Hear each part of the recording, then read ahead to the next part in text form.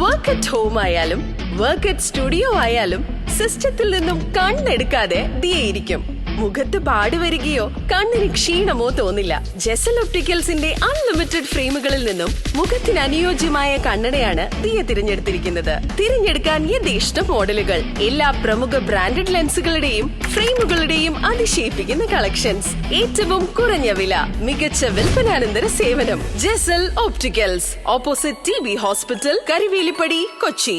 ഭാര്യയെ കുത്തിക്കൊലപ്പെടുത്താൻ ശ്രമിച്ച കേസിൽ ഭർത്താവിന് 14 വർഷം കഠിന തടവും 70,000 രൂപ പിഴയും ശിക്ഷ വിധിച്ചു. അശ്മന്നൂർ മേദലക്കരയിൽ ഉദയ കവല ഭാഗത്ത് നമ്പേലി വീട്ടിൽ രാഹുൽ കുഞ്ഞിനെയാണ് Perumbavoor additional session judge Annie Varghese തടവും പിഴയും വിധിച്ചത്. കോടതിയുടെ പ്രൊട്ടക്ഷൻ ഓർഡർ ലംഘിച്ച് 2024 ജനുവരി 28 രാത്രി 10 മണിയോടെയാണ് ഭർത്താവായ പ്രതി കത്തിയുമായി വീട്ടിൽ അതിക്രമിച്ചു കയറി ഭാര്യയെ കുത്തിക്കൊലപ്പെടുത്താൻ ശ്രമിച്ചത്.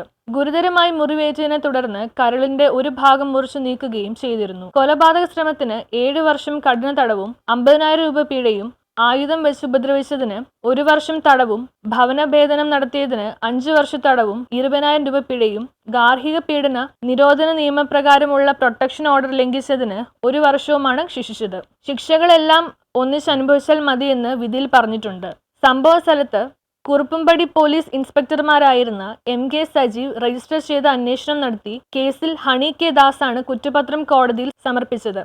അന്വേഷണ സംഘത്തിൽ SI MR Sreekumar, senior civil police officer Sunil, K Usman എന്നിവരുണ്ടായിരുന്നു. കേസിൽ പ്രോസിക്യൂഷനു വേണ്ടി additional public prosecutor advocate MG Sreekumar ഹാജരായി. News bureau, Kalady.